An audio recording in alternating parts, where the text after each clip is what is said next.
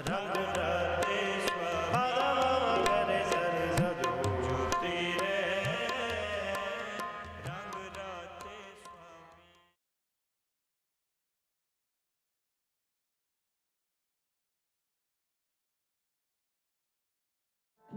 के असी आवांगे जरूर दादीए रखी दी के असी आवांगे जरूर दादीए। गुरु रूप प्यारी साध संगत जी, फतेह दी सांझ पाउणी जी। वाहिगुरु जी का खालसा, वाहिगुरु जी की फतेह। एक बाणी देखਣ वाली सारी संगत ही जानती है जिवें कि यह शहादत के दिन यानी कि शहादत का महीना चल रहा। ਅਸੀਂ ਇਸ ਮਹੀਨੇ ਨੂੰ ਇਸ ਲਈ ਸ਼ਹਾਦਤ ਦਾ ਮਹੀਨਾ ਲੈ ਕੇ ਤੁਰਦੇ ਹਾਂ ਕਿਉਂਕਿ ਸਾਡੇ ਗੁਰੂ ਸਾਹਿਬ ਨੇ ਆਪਣਾ ਪੂਰਾ ਪਰਿਵਾਰ, ਆਪਣਾ ਪੂਰਾ ਸਰਬੰਸ ਸਿੱਖ ਕੌਮ ਦੇ ਉੱਤੋਂ ਵਾਰਿਆ ਇਸ ਮਹੀਨੇ ਦੇ ਅੰਦਰ, ਪੋਹ ਦੇ ਮਹੀਨੇ ਦੇ ਅੰਦਰ। ਵੈਸੇ ਤਾਂ ਸਿੱਖ ਇਤਿਹਾਸ ਕੁਰਬਾਨੀਆਂ ਦਾ ਹੀ ਇਤਿਹਾਸ ਹੈ, ਲੇਕਿਨ ਇਸ ਮਹੀਨੇ ਦੀ ਇੱਕ ਤਾਂ ਵਿਸ਼ੇਸ਼ਤਾ ਮੰਨੀ ਜਾਂਦੀ ਹੈ ਕਿਉਂਕਿ ਇੱਥੇ ਸਿੱਖ ਕੌਮ ਨੇ, ਸਾਡੇ ਗੁਰੂ ਸਾਹਿਬ ਨੇ ਸ਼ਹਾਦਤ ਸ਼ਬਦ ਦਾ ਮਤਲਬ ਬਦਲ ਕੇ ਰੱਖ ਦਿੱਤਾ, ਜਿੱਥੇ ਕਿ ਸ਼ਹਾਦਤ ਦਾ ਅੰਤ ਹੋ ਜਾਂਦਾ ਹੈ। ਅਸੀਂ ਪਿਛਲੇ ਐਪੀਸੋਡ ਦੇ ਅੰਦਰ, ਪਿਛਲੇ ਵੇਰਵੇ ਦੇ ਅੰਦਰ ਭਾਈ ਸਾਹਿਬ ਭਾਈ ਰਣਜੀਤ ਸਿੰਘ ਜੀ ਪਾਸੋਂ ਸਰਵਣ ਕੀਤਾ ਸੀ। ਉਸੇ ਲੜੀ ਨੂੰ ਅੱਗੇ ਤੋਰਦੇ ਹੋਏ ਅਸੀਂ ਅੱਜ ਇਹਨਾਂ ਕੋਲੋਂ, ਪਹਿਲਾਂ ਅਸੀਂ ਇਹਨਾਂ ਕੋਲੋਂ ਸਰਵਣ ਕੀਤਾ ਸੀ 6 ਤੇ 7 ਪੋਹ ਦਾ ਦਿਨ, ਯਾਨੀ ਕਿ ਜਿਹਨੂੰ ਅਸੀਂ ਗੁਰੂ ਸਾਹਿਬ ਦਾ ਜਦੋਂ ਅਨੰਦਪੁਰ ਸਾਹਿਬ ਦਾ ਕਿਲਾ ਛੱਡਿਆ ਤੋਂ ਲੈ ਕੇ ਚਮਕੌਰ ਦੀ ਗੜੀ ਤੱਕ ਦਾ ਸਫ਼ਰ। ਤੇ ਅੱਜ ਅਸੀਂ ਭਾਈ ਸਾਹਿਬ ਭਾਈ ਰਣਜੀਤ ਸਿੰਘ ਜੀ ਪਾਸੋਂ ਸਰਵਣ ਕਰਾਂਗੇ ਚਮਕੌਰ ਦੀ ਗੜੀ ਦੀ ਜੰਗ ਦਾ ਵੇਰਵਾ। ਵਾਹਿਗੁਰੂ ਜੀ ਕਾ ਖਾਲਸਾ, ਵਾਹਿਗੁਰੂ ਜੀ ਕੀ ਫਤਿਹ। ਭਾਈ ਸਾਹਿਬ ਜੀ, ਜਿੱਦਾਂ ਤੁਸੀਂ ਬਹੁਤ ਹੀ ਸੋਹਣੇ ਵੇਰਵੇ ਦੇ ਨਾਲ ਸਾਨੂੰ ਪਿਛਲੇ ਐਪੀਸੋਡ ਦੇ ਅੰਦਰ ਇਹ ਦੱਸਿਆ ਕਿ 6 ਤੋਂ 7 ਪੋਹ ਦਾ ਦਿਨ ਗੁਰੂ ਸਾਹਿਬ ਜੀ ਨੇ ਅਨੰਦਪੁਰ ਸਾਹਿਬ ਦਾ ਕਿਲਾ ਛੱਡਿਆ ਅਤੇ ਚਮਕੌਰ ਦੀ ਜਿੱਥੇ ਕਿ ਸਰਸਾ ਨਦੀ ਦੇ ਕੰਢੇ ਗੁਰੂ ਸਾਹਿਬ ਦਾ ਪੂਰਾ ਪਰਿਵਾਰ ਖੇਰੂ ਖੇਰੂ ਹੋ ਗਿਆ। 6 ਤੇ 7 ਪੋਹ ਦੀ ਰਾਤ ਨੂੰ, ਉਹ 7 ਪੋਹ ਦੀ ਰਾਤ ਨੂੰ ਚਮਕੌਰ ਦੀ ਗੜੀ ਤੱਕ ਪਹੁੰਚਦੇ ਨੇ ਅਤੇ ਉਸਦੇ ਪਾਸੋਂ, ਕਿਉਂਕਿ ਅਸੀਂ ਇਤਿਹਾਸ ਦੇ ਪੰਨੇ ਕਹਿੰਦੇ ਨੇ ਕਿ ਜਿਹੜਾ ਔਰੰਗਜ਼ੇਬ ਦੇ ਬਾਅਦ ਜਿਹੜਾ ਵਜ਼ੀਰ ਖਾਨ ਸੀ, ਉਹ ਗੁਰੂ ਸਾਹਿਬ ਨੂੰ ਜਿੰਦਾ ਜਾਂ ਕਿਸੇ ਵੀ ਹਾਲਤ ਦੇ ਅੰਦਰ ਫੜਨਾ ਚਾਹੁੰਦਾ ਸੀ। ਸੌਹਾਂ ਖਾਧੀਆਂ ਗਈਆਂ, ਬਹੁਤ ਕੁਛ ਉਹਨਾਂ ਨੇ ਮੂਹਰੇ ਧਰਿਆ ਕਿ ਅਸੀਂ ਇਹ ਨਹੀਂ ਹੋਵੇਗਾ, ਤੁਸੀਂ ਅਨੰਦਪੁਰ ਸਾਹਿਬ ਦਾ ਕਿਲਾ ਛੱਡ ਦਿਓ। ਤਾਂ ਗੁਰੂ ਸਾਹਿਬ ਨੇ ਸਿੱਖਾਂ ਦੇ ਕਹਿਣ ਤੇ ਅਨੰਦਪੁਰ ਸਾਹਿਬ ਦਾ ਕਿਲਾ ਛੱਡਿਆ, ਲੇਕਿਨ ਵਜ਼ੀਰ ਖਾਂ ਅਤੇ ਮੁਗਲ ਫੌਜਾਂ ਆਪਣੀ ਜ਼ੁਬਾਨ ਦੇ ਉੱਤੇ ਨਹੀਂ ਰਹੀਆਂ। ਜਦੋਂ ਗੁਰੂ ਸਾਹਿਬ ਚਮਕੌਰ ਦੀ ਗੜੀ ਦੇ ਅੰਦਰ ਆਪਣੇ 2 ਸਾਹਿਬਜ਼ਾਦਿਆਂ ਦੇ ਨਾਲ ਔਰ 40 ਸਿੰਘਾਂ ਦੇ ਨਾਲ ਚਮਕੌਰ ਦੀ ਗੜੀ ਸਾਹਿਬ ਪਹੁੰਚੇ, ਚਮਕੌਰ ਦੀ ਗੜੀ ਵਿਖੇ ਪਹੁੰਚੇ, ਤਾਂ ਮੁਗਲ ਫੌਜਾਂ ਨੇ, ਇਤਿਹਾਸ ਕਹਿੰਦਾ ਕਿ ਮੁਗਲ ਫੌਜਾਂ ਨੇ ਪਿੱਛੋਂ ਹਮਲਾ ਕੀਤਾ। ਤਾਂ ਜਵਾਬੀ ਕਾਰਵਾਈ ਵਿੱਚ ਗੁਰੂ ਸਾਹਿਬ ਨੇ ਵੀ ਕਹਿੰਦੇ ਨੇ ਕਿ ਤੀਰਾਂ ਦੀ ਬੌਛਾਰਾਂ ਹੋਈਆਂ। ਤਾਂ ਕਹਿੰਦੇ ਗੁਰੂ 40 ਸਿੰਘ ਸੀ ਤੇ 2 ਸਾਹਿਬਜ਼ਾਦੇ। ਗੁਰੂ ਸਾਹਿਬ ਨੇ ਕੀ ਰਣਨੀਤੀਆਂ ਰਹੀਆਂ, ਕਿੱਦਾਂ 10 ਲੱਖ ਫੌਜਾਂ ਦੇ ਨਾਲ 40 ਸਿੰਘ ਲੜਾਏ ਗੁਰੂ ਸਾਹਿਬ ਨੇ। ਅਸੀਂ ਚਾਹੁੰਦੇ ਹਾਂ ਕਿ ਸਾਡੀ ਸੰਗਤ ਨੂੰ ਇਸ ਦਾ ਸੰਖੇਪ ਵੇਰਵਾ ਤੁਸੀਂ ਦਿਓ ਜੀ। ਸੰਗਤ ਜੀ, ਸਭ ਤੋਂ ਪਹਿਲਾਂ ਫਤਿਹ ਪ੍ਰਵਾਨ ਕਰਿਓ। ਇੱਕ ਪਾਣੀ ਚੈਨਲ ਦਾ ਇਹ ਉਪਰਾਲਾ ਸਦਕਾ ਆਪਾਂ ਇਹ ਲੜੀਵਾਰ ਸ਼ਹਾਦਤ ਭਰਿਆ ਇਤਿਹਾਸ ਲਗਾਤਾਰ ਸਾਂਝਾ ਕਰਨ ਦਾ ਯਤਨ ਕਰ ਰਹੇ ਹਾਂ। ਸੋ ਆਓ ਪਹਿਲੇ ਫਤਿਹ ਦੀ ਸਾਂਝ ਪਾ ਲਈਏ, ਫਿਰ ਜੋ ਵਿਚਾਰਾਂ ਆਪਾਂ ਹਾਲਾਤੇ ਚਮਕੌਰ ਨੂੰ ਲੈ ਕੇ ਕਰਨ ਦਾ ਯਤਨ ਕਰਾਂਗੇ ਕਿ ਕਿਹੜੇ ਹਾਲਾਤ ਚਮਕੌਰ ਦੀ ਗੜੀ ਦੇ ਅੰਦਰ ਬਣੇ ਸਨ ਤੇ ਕਿਹੜੀਆਂ ਪਰਿਸਥਿਤੀਆਂ ਦੇ ਵਿੱਚ ਸਤਿਗੁਰੂ ਜੀ ਨੇ ਇਸ ਮੋਰਚੇ ਨੂੰ ਕਾਮਯਾਬ ਕੀਤਾ ਔਰ ਉਸ ਜਗ੍ਹਾ ਦੇ ਵਿੱਚੋਂ ਬਚ ਕੇ ਨਿਕਲੇ ਗਏ। ਆਓ ਪਹਿਲੇ ਫਤਿਹ ਦੀ ਸਾਂਝ ਪਾਈਏ। ਵਾਹਿਗੁਰੂ ਜੀ ਕਾ ਖਾਲਸਾ, ਵਾਹਿਗੁਰੂ ਜੀ ਕੀ ਫਤਿਹ। ਸੰਗਤ ਜੀ, ਜਿਸ ਤਰ੍ਹਾਂ ਕਿ ਆਪਾਂ ਲਗਾਤਾਰ ਇਹ ਵੇਖ ਰਹੇ ਹਾਂ ਕਿ ਸਤਿਗੁਰੂ ਸੱਚੇ ਪਾਤਸ਼ਾਹ ਅਨੰਦਪੁਰ ਸਾਹਿਬ ਦੇ ਕਿਲੇ ਤੋਂ ਲੈ ਕੇ ਸਰਸਾ ਨਦੀ ਦੇ ਕੰਢੇ ਦੇ ਉੱਤੇ ਜਿੱਥੇ ਪਰਿਵਾਰ ਦਾ ਵਿਛੋੜਾ ਸੀ ਔਰ ਉਸ ਤੋਂ ਉਪਰੰਤ ਜੋ ਚਮਕੌਰ ਦੀ ਗੜੀ ਦੇ ਅੰਦਰ ਸਤਿਗੁਰੂ ਸੱਚੇ ਪਾਤਸ਼ਾਹ ਜੀ ਨੇ ਪ੍ਰਵੇਸ਼ ਕੀਤਾ ਹੈ, ਇਸ ਇਤਿਹਾਸ ਤੱਕ ਆਪਾਂ ਪਹੁੰਚੇ ਸੀ। ਇੱਕ ਪਿੱਛੇ ਜ਼ਿਕਰ ਵੀ ਆਪਾਂ ਕਰਦੇ ਆਏ ਸੀ ਕਿ ਭਾਈ ਬਚਿੱਤਰ ਸਿੰਘ ਦੀ ਸ਼ਹਾਦਤ ਹੋ ਜਾਂਦੀ ਹੈ ਨਿਹੰਗ ਖਾਂ ਕੋਟਲਾ ਦੇ ਘਰ ਵਿਖੇ। ਇੱਕ ਗੱਲ ਮੈਂ ਹੋਰ ਸਾਂਝੀ ਕਰਕੇ ਅੱਗੇ ਵਧਣ ਦਾ ਯਤਨ ਕਰਦਾ, ਉਸ ਹਾਲਾਤ ਵੱਲ ਆਉਣ ਦਾ ਯਤਨ ਕਰਾਂਗਾ ਕਿ ਜਦੋਂ ਭਾਈ ਬਚਿੱਤਰ ਸਿੰਘ ਉਸ ਕੋਟਲਾ ਨਿਹੰਗ ਖਾਂ ਦੇ ਘਰ ਸੀ, ਜ਼ਖਮੀ ਹਾਲਤ ਸੀ, ਚੌਧਰੀ ਜਾਫਰ ਅਲੀ ਆਇਆ, ਉਸਨੇ ਘਰ ਵੇਖਿਆ ਤੇ ਆਵਾਜ਼ ਮਾਰੀ ਹੈ ਕਿ ਇਹ ਮੇਰੇ ਧੀ ਤੇ ਜਵਾਈ ਨੇ। ਮੈਂ ਇੱਥੇ ਇਤਿਹਾਸ ਦੇ ਇਹਨਾਂ ਪੰਨਿਆਂ ਨੂੰ ਇੱਕ ਵਾਰ ਆਪਣੀਆਂ ਮਾਵਾਂ ਭੈਣਾਂ ਦੇ ਨਾਲ ਇਹ ਬਾਤ ਜ਼ਰੂਰ ਸਾਂਝੀ ਕਰਨਾ ਚਾਹੁੰਦਾ ਕਿ ਜਿਹੜੀ ਉਸਦੀ ਬੇਟੀ ਆਲਮ ਖਾਂ ਦੀ ਭੈਣ ਤੇ ਨਿਹੰਗ ਖਾਂ ਦੀ ਧੀ ਸੀ ਨਾ, ਉਹਦਾ ਨਾਂ ਸੀ ਮੁਮਤਾਜ਼। ਜੀ ਇਹ ਵਸੀ ਪਠਾਨਾਂ ਦੇ ਮੰਗੀ ਹੋਈ ਸੀ, ਇਹਦੀ ਮੰਗਣਾ ਕੀਤਾ ਗਿਆ ਸੀ। ਪਰ ਅੰਦਰ ਜਿਸ ਵੇਲੇ ਬਚਿੱਤਰ ਸਿੰਘ, ਭਾਈ ਬਚਿੱਤਰ ਸਿੰਘ ਅੰਦਰ ਜ਼ਖਮੀ ਹਾਲਤ ਵਿੱਚ ਅਖੀਰਲੇ ਸਾਹਾਂ ਤੇ ਸਨ ਤੇ ਉਹਨਾਂ ਦਾ ਇਲਾਜ ਚੱਲ ਰਿਹਾ ਸੀ ਨਾ, ਤੇ ਜਿਸ ਵੇਲੇ ਪਿਤਾ ਨੇ ਹਕੂਮਤ ਦੇ ਉਸ ਚੌਧਰੀ ਨੂੰ, ਉਹਨਾਂ ਕਾਰਕੁਨਾਂ ਨੂੰ ਇਹ ਗੱਲ ਆਖੀ ਕਿ ਮੇਰੇ ਧੀ ਤੇ ਜਵਾਈ ਅੰਦਰ ਨੇ, ਦੇਖਿਓ ਇਤਿਹਾਸ ਤੇ ਇਹ ਉਹਨਾਂ ਉਸ ਬੀਬੀ ਮੁਮਤਾਜ਼ ਦੇ ਕੰਨਾਂ ਦੇ ਵਿੱਚ ਇਹ ਆਵਾਜ਼ ਪੈ ਗਈ ਕਿ ਮੇਰੇ ਪਿਤਾ ਨੇ ਮੇਰੇ ਇਸ ਜਿਹੜਾ ਇਹ ਮਰਗੇ ਬੈੱਡ ਦੇ ਉੱਤੇ ਪਿਆ ਹੋਇਆ, ਬਿਸਤਰੇ ਤੇ ਪਿਆ ਹੈ, ਜੀ ਜੀ, ਇਸ ਤੇ ਜਿਹੜਾ ਇਹ ਸਾਹਮਣੇ ਜਵਾਨ ਪਿਆ ਹੈ, ਇਹ ਇਸ ਨਾਲ ਮੇਰਾ ਨਿਕਾਹ ਕਰ ਦਿੱਤਾ ਜਾਂ ਇਸ ਨੂੰ ਮੇਰਾ ਪਤੀ ਜਾਂ ਖਾਵੰਦ ਕਹਿ ਦਿੱਤਾ। ਔਰ ਤੁਸੀਂ ਇਤਿਹਾਸ ਦੇ ਪੰਨਿਆਂ ਵਿੱਚੋਂ ਮਾਣ ਵਾਲੀ ਗੱਲ ਹੈ ਔਰ ਕੋਲ ਨਿਭਾਉਣ ਵਾਲੀ ਗੱਲ ਹੈ ਕਿ ਪਿਤਾ ਦੀ ਇੱਕ ਗੱਲ ਨੂੰ ਸੁਣ ਕੇ ਤੇ ਬੀਬੀ ਮੁਮਤਾਜ਼ ਨੇ ਤਾ ਉਮਰ, ਕਿਉਂਕਿ ਦੂਸਰੇ ਦਿਨ ਅਗਲੇ ਦਿਨ ਦੀ ਸਵੇਰ ਭਾਈ ਬਚਿੱਤਰ ਸਿੰਘ ਜੀ ਚੜ੍ਹਾਈ ਕਰ ਜਾਂਦੇ ਨੇ, ਸ਼ਹੀਦੀ ਪ੍ਰਾਪਤ ਕਰ ਜਾਂਦੇ ਨੇ, ਤੇ ਬੀਬੀ ਮੁਮਤਾਜ਼ ਨੇ ਤਾ ਉਮਰ ਭਾਈ ਬਚਿੱਤਰ ਸਿੰਘ ਦੀ ਬੇਵਾ ਬਣ ਕੇ ਆਪਣਾ ਸਾਰਾ ਜੀਵਨ ਬਸਰ ਕੀਤਾ। ਉਸਨੇ ਫਿਰ ਨਾ ਨਿਕਾਹ ਕੀਤਾ, ਨਾ ਆਨੰਦ ਕਾਰਜ ਕੀਤਾ। ਇਹ ਇਤਿਹਾਸ ਦੇ ਸ਼ਾਨਾਮਤੀ ਪੰਨੇ ਹਨ ਜਿਨ੍ਹਾਂ ਨੂੰ ਅਸੀਂ ਬਾਰ-ਬਾਰ ਯਾਦ ਕਰਦੇ ਹਾਂ, ਮਾਣ ਕਰਦੇ ਹਾਂ ਇਹਨਾਂ ਪੰਨਿਆਂ ਦੇ ਉੱਤੇ। ਹੁਣ ਥੋੜਾ ਹੋਰ ਵਧਣ ਦਾ ਯਤਨ ਕਰੀਏ ਆਪਾਂ ਉਹਨਾਂ ਚਮਕੌਰ ਦੇ ਹਾਲਾਤਾਂ ਦੇ ਵਿੱਚ। ਬੜੇ ਹਾਲਾਤ ਜਿਹੜੇ ਚਮਕੌਰ ਦੇ ਸਨ ਉਸ ਵੇਲੇ, ਜਿਹੜੀ ਗੜੀ ਦਾ ਅਸੀਂ ਜ਼ਿਕਰ ਕਰਦੇ ਹਾਂ, ਮੈਂ ਪਹਿਲਾਂ ਵੀ ਜ਼ਿਕਰ ਕੀਤਾ ਸੀ ਕਿ ਉਹ ਗੜੀ ਕੋਈ ਬੜੇ ਵੱਡੇ ਕੋਈ ਕਿਸੇ ਡਿਜ਼ਾਈਨ ਦੇ ਨਾਲ ਨਹੀਂ ਸੀ ਬਣੀ। ਉਹ ਤਾਂ ਇੱਕ ਮਾਲ ਡੰਗਰ ਦੇ ਲਈ ਕੱਚੀ ਗੜੀ ਸੀ। ਉਹ ਕੱਚੀ ਗੜੀ ਜਿਹੜੀ ਸੀ ਨਾ, ਉਹ ਬੁੱਧੀ ਚੰਦ ਰਾਵਤ ਦੀ ਜਿਹੜੀ ਗੜੀ ਸੀ, ਉਸ ਗੜੀ ਦੇ ਵਿੱਚ ਉਹ ਆਪਣਾ ਮਾਲ ਡੰਗਰ ਰੱਖਦਾ ਸੀ ਔਰ ਖੁੱਲੇ ਮੈਦਾਨ ਦੇ ਵੱਲ ਸੀ, ਉਹਦਾ ਆਲੇ ਦੁਆਲੇ ਸਾਰਾ ਖੁੱਲਾ ਸੀ। ਹੁਣ ਉਸ ਗੜੀ ਦਾ ਹਾਲਾਤ ਜਦੋਂ ਅਸੀਂ ਵੇਖਦੇ ਹਾਂ ਕਿ ਉਸ ਗੜੀ ਨੂੰ ਸਤਿਗੁਰ ਸੱਚੇ ਪਾਤਸ਼ਾਹ ਜੀ ਨੇ ਜਿਸ ਯੁਗਤ ਦੇ ਨਾਲ, ਜਿਸ ਟੈਕਨੀਕ ਦੇ ਨਾਲ, ਜਿਸ ਜੁੱਧਬੰਦੀ ਨੀਤੀ ਦੇ ਨਾਲ ਸਤਿਗੁਰ ਸੱਚੇ ਪਾਤਸ਼ਾਹ ਨੇ ਉਸ ਗੜੀ ਦਾ ਇਸਤੇਮਾਲ ਕੀਤਾ ਹੈ ਨਾ, ਕੇਵਲ 40-42 ਸਿੰਘ ਹਨ, 2 ਸਾਹਿਬਜ਼ਾਦੇ ਹਨ, ਕਲਗੀਧਰ ਪਿਤਾ ਗੁਰੂ ਆਪ ਹਨ। ਔਰ ਬਾਹਰ ਜਿਹੜੀਆਂ ਜਿਤਨੀਆਂ ਵੀ ਫੌਜਾਂ ਸਨ, ਜਿਤਨੇ ਵੀ ਪਹਾੜੀ ਰਾਜੇ ਸਨ, 22 ਧਾਰ ਦੇ ਪਹਾੜੀ ਰਾਜੇ ਦੀਆਂ ਸਾਰੀਆਂ ਫੌਜਾਂ ਉਸ ਜਗ੍ਹਾ ਦੇ ਉੱਤੇ ਆ ਜਾਂਦੀਆਂ ਨੇ। 22 ਧਾਰ ਦੇ ਰਾਜੇ ਉਸ ਪਾਸੇ ਆ ਗਏ, ਮਲਕਪੁਰ ਰੰਗਰਾਂ ਦੀਆਂ ਸਾਰੀਆਂ ਫੌਜਾਂ ਉਸ ਪਾਸੇ ਆ ਜਾਂਦੀਆਂ ਨੇ।